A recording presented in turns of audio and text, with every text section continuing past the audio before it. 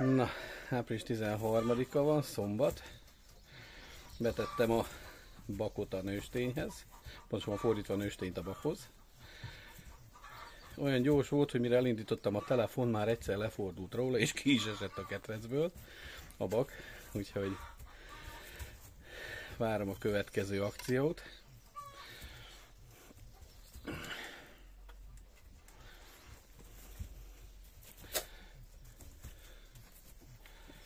Német óriás, tehát nem egyszerűen pázik, nem arról híresek, hogy jó pározzanak, de viszont még ebben az időszakban még csak-csak.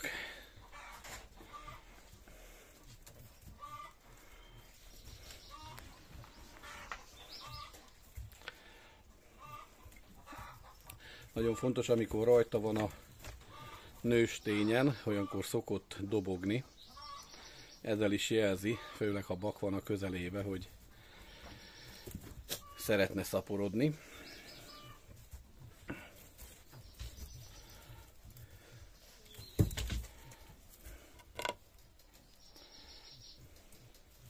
Most a bak még udvarol.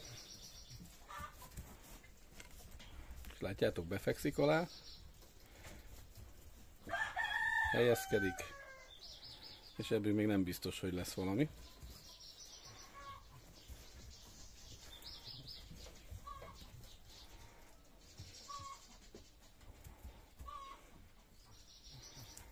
Mivel a kezdeti energiát azt leadta a bak, mivel nagy testű, könnyen fárad. Éppen ezért, hogyha betesszük a bakhoz a nőstényt, főleg német óriásnál, célszerű max. 3 percre ott hagyni őket. És aztán, ha megvolt kétszer, hoppá, ez most megvan, majdnem újra kiesett, de ez most megvolt.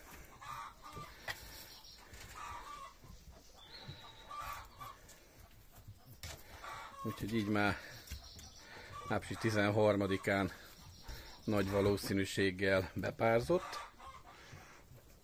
a nőstény.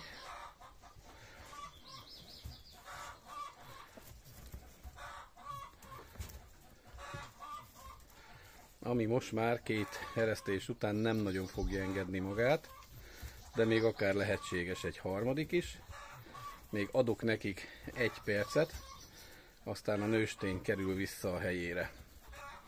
Nem kínlasztuk a bakot tovább,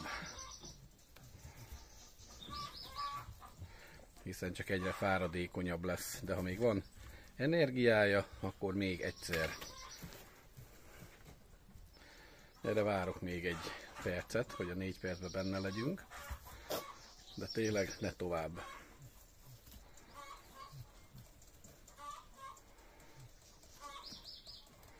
Meg úgyis, ha elfárad, akkor szépen egymás mellé leülnek.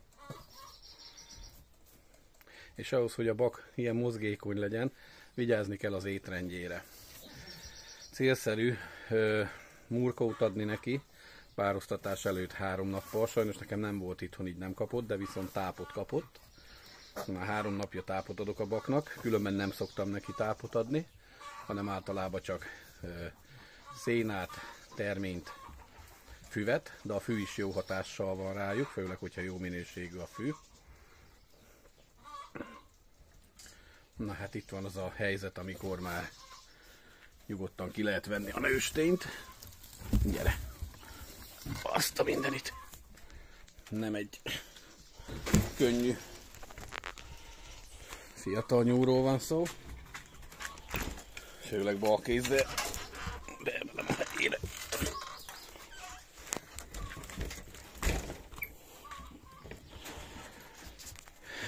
Érdemes odafigyelni arra, nézzétek milyen szépek a fehér anya alatt ezek a kicsik.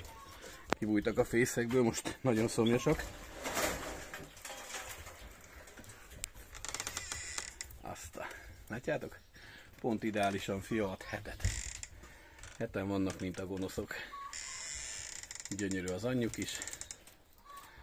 Ezeket már lassan lehet foglalni lefele, hogy mire elérik a 2-3 hónapos kort, addigra lehessen elfele vinni. Tehát tenyésztéssel kapcsolatban ott tartottunk, hogy érdemes mindig megnézni azt a nyulat, amit be akarunk rakni. Főleg ha fiatal nyúlról van szó, hogy rajta van-e a párzás.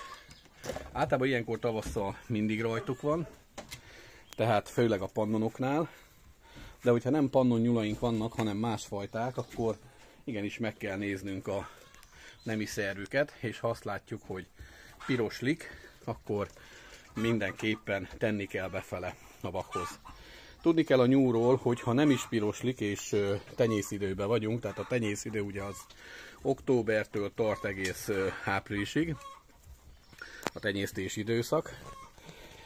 A nyúlnál másképp mennek a dolgok, mint a többi állatnál, tehát nem történik úgymond minden rendszeres ciklussal petesejt leválasztás, hanem amikor a bak megugorja, akkor annak következtében, tehát csak annak következtében, hoppá, itt is mindenki kiszalad, előjöttek a fészekből, látom, annak következtében fog leválasztani általában sokszor a sperma számnak megfelelően petesejteket. És éppen ezért nagyon sok minden függ attól, hogy maga a nőstény, amelyiket pároztatni fogunk, milyen állapotban van. Tehát, hogyha le van fogyva, hogyha beteges, vagy bármi problémája van, akkor nagy valószínűséggel kevés petesejtet fog leválasztani a méhéből. Nézzük, itt is egy halom van. És ott van köztük a befogadott egy fekete. Tehát kevés petesejtet fog leválasztani, és ilyenkor fennáll az, hogy 1, 2 vagy 3 kis nyúl születik meg. Természetesen ez lehet a bak hibája is, de javarészben nőstény hibája, hogyha keveset fial. Éppen ezért fontos, hogy a nőstények jól legyenek tartva.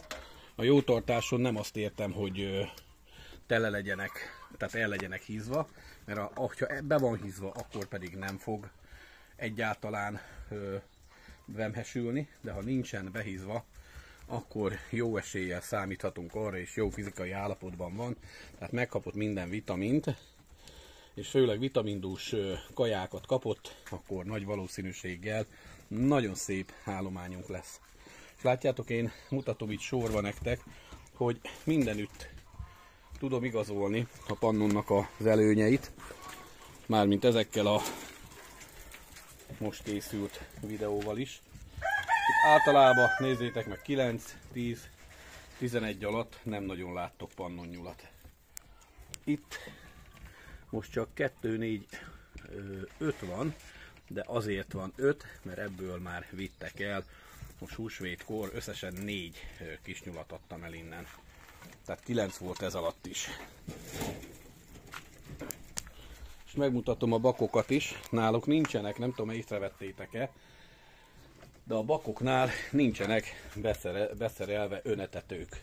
És nem azért, mert nincs önetető, mert nézzétek, ott van lenn még tartalékba, hanem egyszerűen azért, mert nekik nem jó, ha folyamatosan esznek, mert akkor olyan kövérek lesznek, hogy megint csak ez problémát jelent majd az ő párosodási képességükre.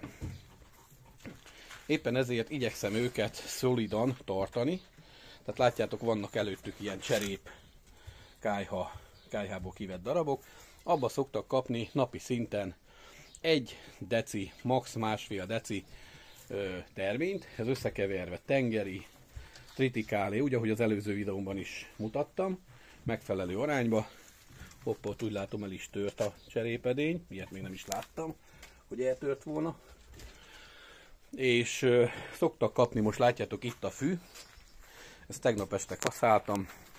Ez nem azért van ide téve, hogy fonnyasztásra, hanem egy az egybe csak megmaradt, mert elég szépen nő most a fű a kertbe. Ezt úgyse tudom szárítani szénának, ezt így szoktam mindig frissen adni nekik. Úgyhogy a bakok most át vannak rakva egy ilyen kúrára, 2-3 napig kapják a füvet, aztán 1 nap kapnak még lucerna szénát. És mellette 1-2 naponta valamint, hogy 3 naponta pedig terményt. Kisnyulakat is megkezdtem a fűre szoktatásra. Nagyon fontos, hogy nézzétek meg, hogy mennyit bírnak megenni, ha már sokat esznek is. Mert hogyha azt látjátok, hogy itt a ketrecbe van alattuk fűszálak, meghagyva, össze gubancolódva, és bár ezeknél nem látjuk, mert ezek mindent megettek, látjátok?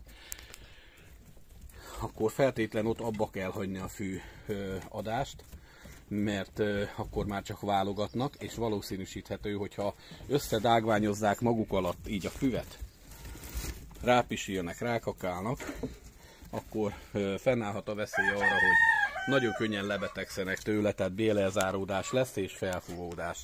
Tehát mindig figyeljetek a mennyiségre. És a kisnyulaknál is én úgy szoktam, hogy egy kis fű minden nap, aztán szénát is ugyanúgy kapnak, és olyankor, mikor füvet kapnak, nézitek, nincsen tele az itatóedényük.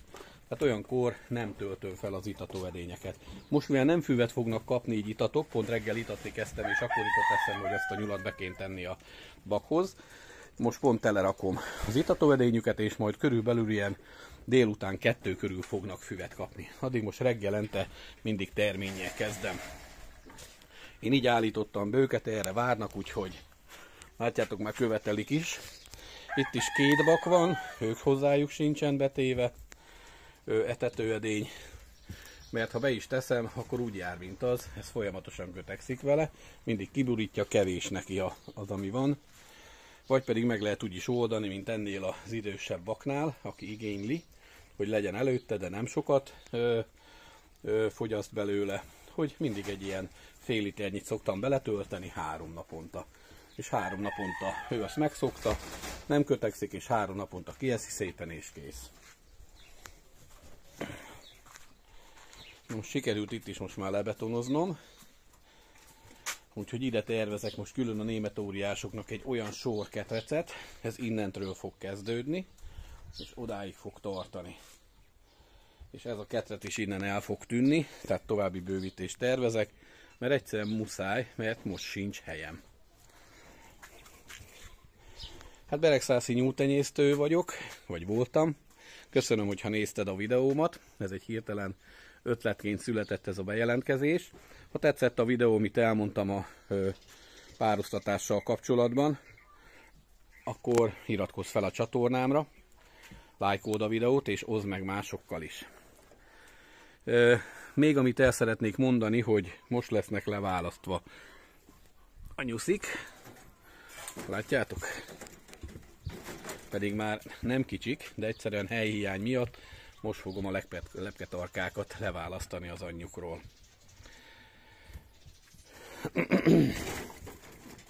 Köszönöm, hogyha néztétek a videómat. További szép napot kívánok nektek, és kellemes szombatot. Sziasztok!